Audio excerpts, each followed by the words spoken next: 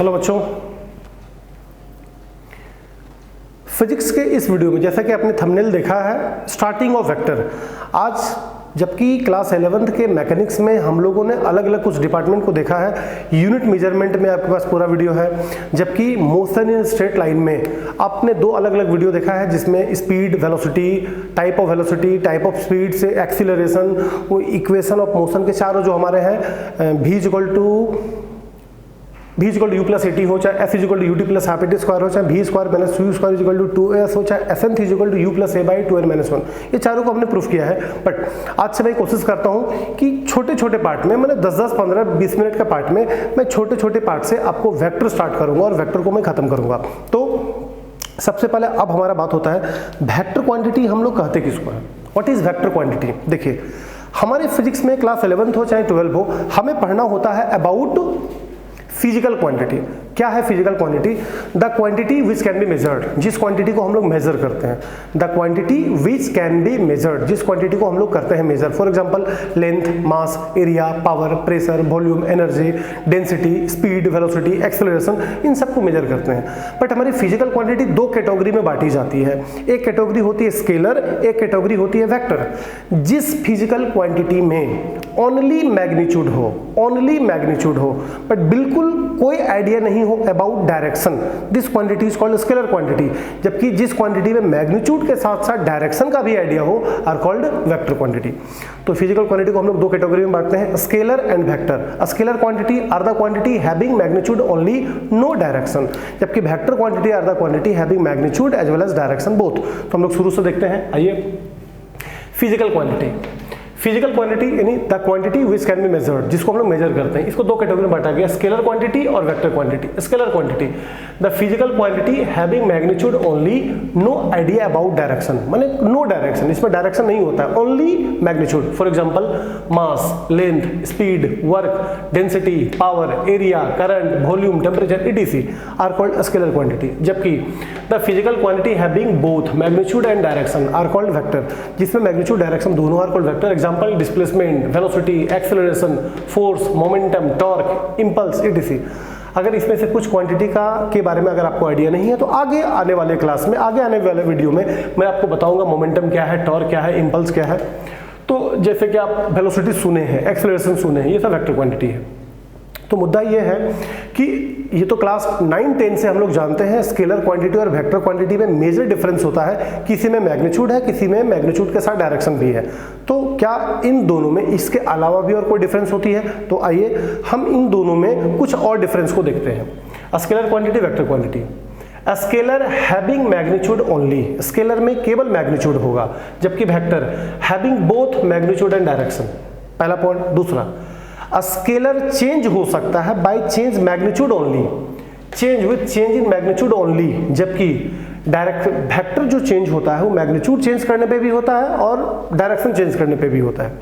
मतलब स्केलर को सिर्फ चेंज किया जा सकता है मैग्नीट्यूड बदल के, और वेक्टर को मैग्नीट्यूड और डायरेक्शन दोनों बदलने पे ये चेंज हो सकता है।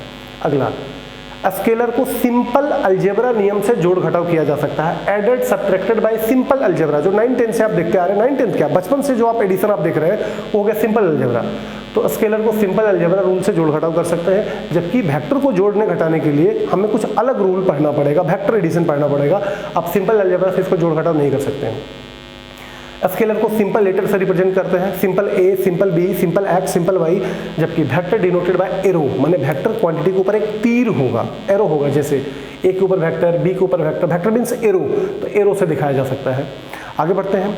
अब इतना बात तो हम लोग सुन चुके हैं कि वेक्टर क्वांटिटी में दोनों चीज होती है, मैग्नीट्यूड भी और डायरेक्शन भी। वेक्टर क्वांटिटी में दोनों होता है, मैग्नीट्यूड और डायरेक्शन। तो अगर वेक्टर क्वांटिटी में मैग्नीट्यूड और डायरेक्शन दोनों होगा, अगर खाली मैग्नीट्यूड होगा डायरेक्शन नहीं तो वेक्टर हुआ नहीं, और खाली डायरेक्शन होगा मैग्नीट्यूड नहीं हुआ तो भी वेक्टर हुआ नहीं। वेक्टर होने के लिए दोनों चीज चाहिए। उसको हम लोग इस टाइप से लिखते हैं, जैसे ए का वेक्टर, तो ए का मैग्नीट्यूड, ए का डायरेक्शन। डायरेक्शन के लिए कैप का यूज करते हैं, that is called unit vector. One second, direction के लिए हम लोग कैप का यूज करते हैं। जैसे ये वेक्टर बी है तो बी का मोड, बी का डायरेक्शन। वेक्टर जेड है तो जेड का मोड, जेड का डायरेक्शन। यानी कि ए का ये मैग्नीट्यूड बता रहा है, ये उसका डायरेक्शन बता रहा है, बी का ये मैग्नीट्यूड बता रहा है, ये उसका डायरेक्शन बता रहा है, जेड का ये मैग्नीट्यूड बता रहा है, ये उसका डायरेक्शन बता रहा है। तो ए कैप क्या बताता है? A cap gives the direction of vector A, A cap gives the direction of vector A, और A mod gives the magnitude of vector A. यानी कि अगर कोई वेक्टर क्वांटिटी है तो उसमें दो चीज होगी, एक मोड और एक कैप। मोड हमारे वेक्टर का मैग्नीट्यूड बताता है और कैप हमारे वेक्टर का डायरेक्शन बताता है। तो वेक्टर क्वांटिटी में जो हम एरो यूज़ करते हैं, तो एरो का कोई मीनिंग है कि हम लोग बस कैजुअली एरो यूज़ करते हैं? जी नहीं, एरो का एक मीनिंग होती है। एरो का हेड डायरेक्शन का आइडिया देता है, और एरो का जो टेल है जो चाहे लेंथ ऑफ स्ट्रेट लाइन, ये मैग्नीट्यूड का आइडिया देता है। तो हमारे वेक्टर क्वांटिटी को रिप्रेजेंट करने के लिए जो एरो का यूज़ करते हैं, एरो का क्या काम होता है? एरो का जो हेड होता है, head it gives the idea of direction, और एरो का टेल यानी कि स्ट्रेट लाइन जो है वो डिनोट आइडिया देता है अबाउट मैग्नीट्यूड। अब बात यहाँ पर A cap, B cap, C cap का है। A cap, B cap, C cap, Z cap, ये सब क्या है? All this is unit vector. इन सब का एक नाम है यूनिट वेक्टर, इन सब का नाम है यूनिट वेक्टर। इसका काम होता है gives the direction of vector A, B और सी। मतलब अगर ए पे कैप है तो वेक्टर ए का डायरेक्शन वो दिखाएगा, अगर बी पे कैप है तो वेक्टर बी का डायरेक्शन दिखाएगा, अगर सी पे कैप है तो वेक्टर सी का डायरेक्शन दिखाएगा। तो A cap, B cap, C cap is the unit vector. Once again it is unit vector, it is unit vector and it gives the direction of vector A, B और vector C. अब थोड़ा सा आगे हम लोग बढ़ते हैं। देखिए, हम लोग आम जीवन में भी वेक्टर का बहुत यूज़ करते हैं। जैसे मैं कभी बोल दूँ कि हम लोग बैंक मोड़ की तरफ गए, सिनेमा हॉल की तरफ गए, बालू बिहान की तरफ गए, पीछे गए, आगे गए, तो इसमें भी हम लोग डायरेक्शन का यूज़ करते हैं। आगे गए, पीछे गए, पूरब गए, पश्चिम गए, या उंगली का इशारा से भी हम लोग वेक्टर का आइडिया देते हैं। लेकिन जब हम लोग कॉपी पे किसी वेक्टर का आइडिया में जब डायरेक्शन को रिप्रेजेंट करेंगे तो वहाँ पर प्रायः एक्स एक्सिस के अलॉन्ग, वाई एक्सिस के अलॉन्ग और जेड एक्सिस के अलॉन्ग अलग अलग दिशा में अलग अलग यूनिट वेक्टर का यूज होता है। तो एक्स के अलॉन्ग हम लोग यूनिट वेक्टर का यूज करते हैं आई कैप, वाई एक्सिस के अलॉन्ग यूज करते हैं जे कैप, और जेड एक्सिस के अलॉन्ग यूज करते हैं के कैप। तो इस फोटो से देखा जाए, अगर ये मेरा ओरिजिन है तो एक्स एक्सिस की तरफ आई कैप, वाई एक्सिस की तरफ जे कैप और जेड एक्सिस की तरफ के कैप। तो एक बार फिर से आई जे के क्या है?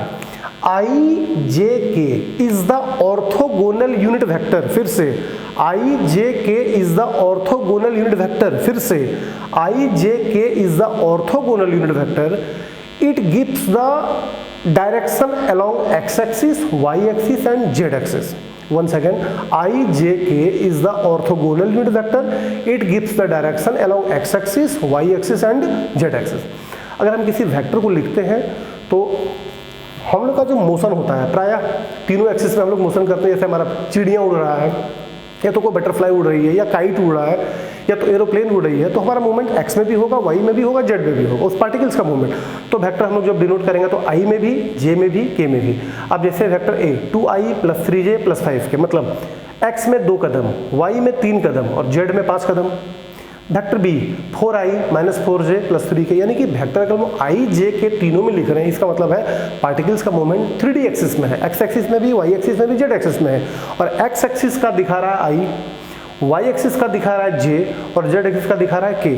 कभी भी कोई वेक्टर को रिप्रेजेंट करे तो मैग्नीट्यूड हम लोग कुछ भी कर सकते हैं, 2 की जगह पे 3, 3 की जगह पे 5, चाहे 3 की जगह पे -3। तो मैग्नीट्यूड घटा बढ़ा सकते हैं, प्लस माइनस भी कर सकते हैं, बट फॉर्मेट हम वही रखेंगे, पहले आई फिर जे फिर के। जैसे vector D = 2i + 5j - 6k।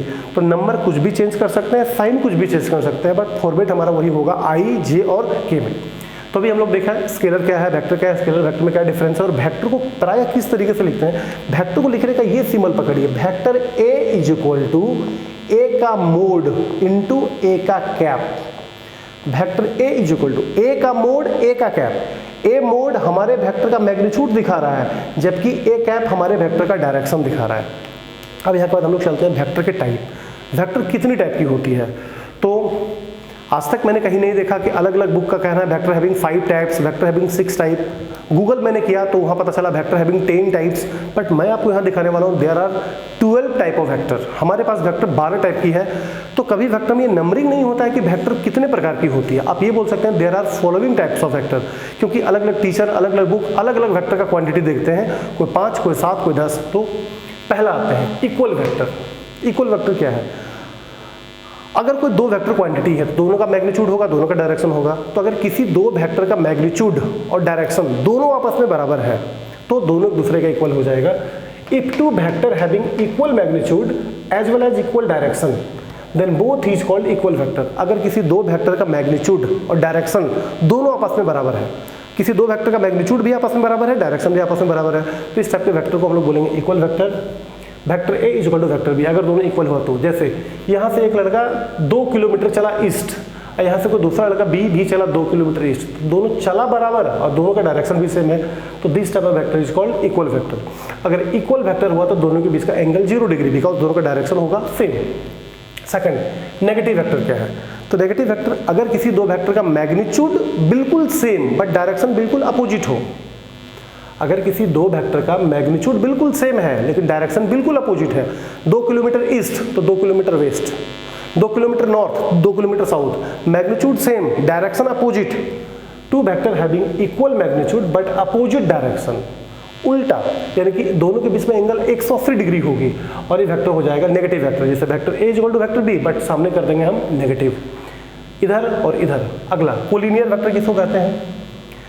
अगर किसी दो वेक्टर का मैग्नीट्यूड इक्वल हो या ना हो but direction are same.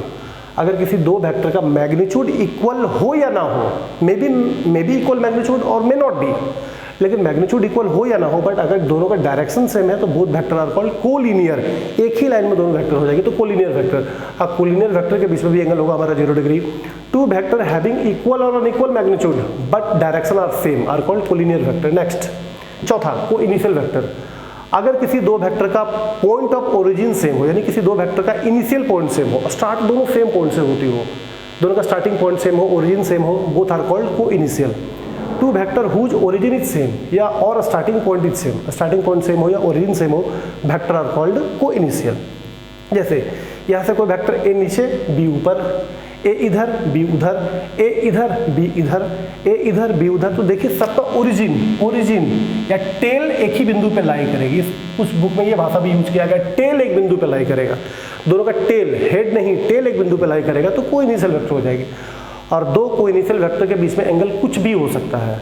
Collinear में तो 0 डिग्री, नेगेटिव में तो 180 डिग्री, इक्वल में तो 0 डिग्री, बट दो को इनिशियल वेक्टर के बीच में एंगल कुछ भी हो सकता है, कुछ भी, may be 30, may be 180, may be 90 हो सकती है।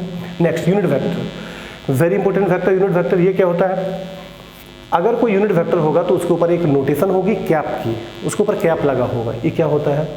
एक ऐसा वेक्टर जिसका मैग्नीट्यूड यूनिटी हो, एक ऐसा वेक्टर जिसका मैग्नीट्यूड यूनिटी हो, माने सिंगल हो, 1 हो, and direction is same as that of given vector. Once again, a vector whose magnitude is unity, a vector of unit magnitude and direction is same as that of given vector. जैसे इसको अगर हम लोग यहाँ से देखते हैं तो जैसे vector A is equal to mod A cap, vector A is equal to mod A into A cap. तो ए कैप को अगर हम लोग निकालेंगे तो vector A by mod A, vector A by mod A. अगर मैग्नीट्यूड को 1 मान लें, अगर मैग्नीट्यूड को 1 मान लें तो ये दोनों आपस में बराबर हो जाएगी। तो मैग्नीट्यूड अगर हमारी 1 हो जाएगी तो डायरेक्शन जो है वेक्टर के बराबर हो जाएगी। ये था हमारा unit vector. Unit vector gives direction, unit vector given vector का डायरेक्शन बताता है। ये बात को अब हिंदी में मैंने लिखा है, यूनिट वेक्टर गिवन वेक्टर का डायरेक्शन बताता है। फिर से सुन लेते हैं, यूनिट वेक्टर हमारे दिए गए वेक्टर का डायरेक्शन बताता है। Next vector, orthogonal unit vector. ये क्या होता है? जो आपने x के अलोंग, y के अलोंग, z के अलोंग, i, j के यूज किया था वही ऑर्थोगोनल यूनिट वेक्टर है। x के अलोंग y, x के अलोंग i, y के अलोंग j और z के अलोंग के जो हम लोग यूज किए थे कुछ देर पहले वही ऑर्थोगोनल यूनिट वेक्टर है। तो orthogonal unit vector is i, j के, x के अलोंग, y के अलोंग, z के along, all are mutually perpendicular, तीनों म्यूचुअली परपेंडिकुलर होती है। पोलर वेक्टर क्या होता है?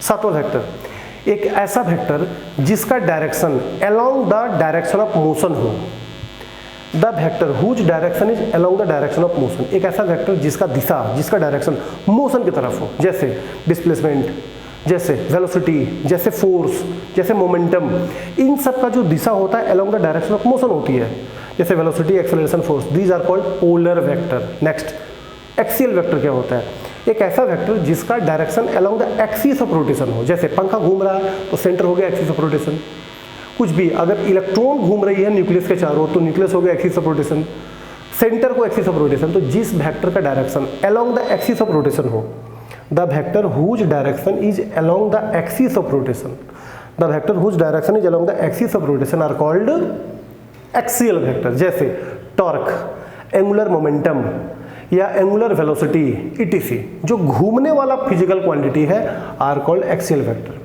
अब दो वेक्टर हम लोग देखते हैं, फिक्स वेक्टर और फ्री वेक्टर।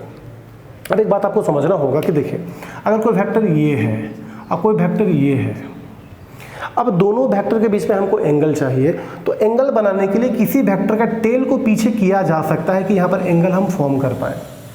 जैसे फिर अगर कोई वेक्टर ये है और कोई वेक्टर ये है, तो इसका टेल को हम छेड़ रहे हैं, पीछे खींच रहे हैं कि दोनों के बीच में एंगल हमारा बन जाए।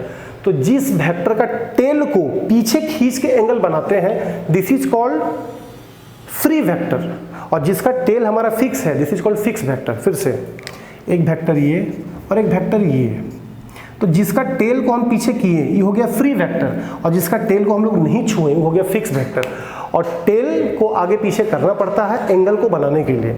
तो fix vector, the vector whose tail is fixed, जिसका टेल फिक्स है, जिसको हम लोग छेड़ते नहीं हैं। और free vector, the vector whose tail is free, जिसका टेल फ्री है, जिसका टेल को आगे पीछे किया जा सकता है for making angle, are called free vector. अब हमको देखना है पोजीशन वेक्टर क्या है। पोजीशन वेक्टर क्या है?